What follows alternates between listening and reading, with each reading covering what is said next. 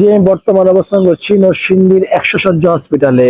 নরসিংদীতে বইছে শীতল বাতাস। এই শীতল বাতাসের ফলে নরসিংদীতে প্রতিদিন শীতের যে প্রকোপ, ওই প্রকোপটি বেড়েই চলেছে।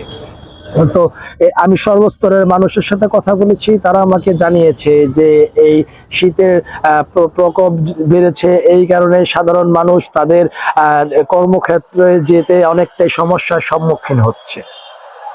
তো আমি আরেকটা জিনিস আপনাদের জানিয়ে রাখি যে নরসিংদীতে শীতজনিত রোগের যে প্রকোপটা এটাও বেড়ে চলেছে। আমি 100 হসপিটালে এসেছি, এসে সংশ্লিষ্ট যে কর্তৃপক্ষ আছে তাদের সাথে কথা বলেছি।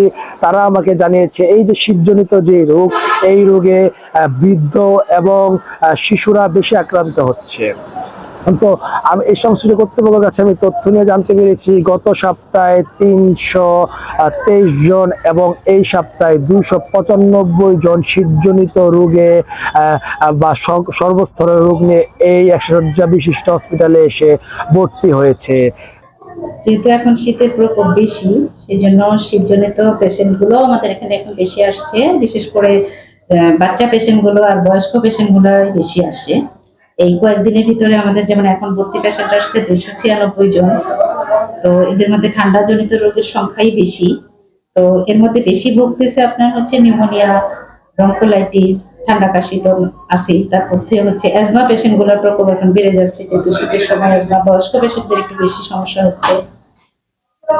এই তো, আর আমরা চেষ্টা করছি এই পেশেন্ট গুলোকে আমাদের মতো করে একটু যতটুকু আমাদের জনবল বা আমাদের সামর্থ্য আছে এই দিয়ে ম্যানেজ করার। তাহলে এই পেশেন্ট গুলোকে আপনারা কি রকম ভাবে ট্রিটমেন্ট দিচ্ছেন বা আপনাদের পর্যাপ্ত কি যে সক্ষমতা এই ব্যাপারগুলো নিয়ে যদি এখানে আমাদের পেশেন্ট গুলো যেগুলো প্রথমে ইমার্জেন্সিতে আসে, তারপরে ইমার্জেন্সি থেকে সর্ট আউট হয়, যেগুলো আমরা এখানে ইমার্জেন্সি বেসিসে ট্রিটমেন্ট দিয়ে দিতে পারি। কিছু পেশেন্টকে নেবুলাইজ করে অক্সিজেন দিয়ে তাদেরকে অনেক সময় আমরা এখান থেকে ছুটি দিই। আর যাদের প্রকোপ আরো বেশি দেখি তখন তাদেরকে আমরা অ্যাডমিট করি। অ্যাডমিশন দেওয়ার পরে আমাদের যে রেসপেক্টিভ কনসালটেন্ট আছে ওনাদের মাধ্যমে ট্রিটমেন্ট দেওয়া হয়। আসলে এই শীতজনিত রোগ থেকে বাঁচার মানে ঘরোয়া কি উপায় আছে বা কি উপায়গুলো আছে?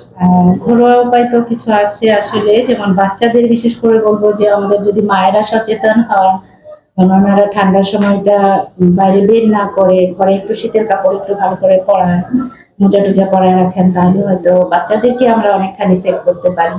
আর বয়স্ক পেশেন্টদের বেলায়ও ঠিক তাই, কারণ বয়স্ক পেশেন্ট গুলোর তো একটু যত্ন বেশি লাগে। বিশেষ করে শীতের কাপড়টা ঠিক মতো যেন ওনারা পান, বাইরে ঠান্ডার মধ্যে না যায়, বিশেষ করে শৈত্যপ্রবাহ যখন থাকে, দেন হচ্ছে হসপিটাল আমাদের ট্রিটমেন্ট।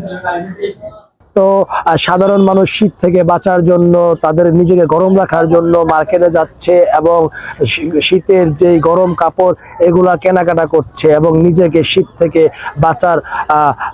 বাঁচানোর জন্য চেষ্টা করছে এবং যে শীতজনিত রোগ, ওই রোগ থেকে নিজেকে প্রতিকার করার চেষ্টা করছে।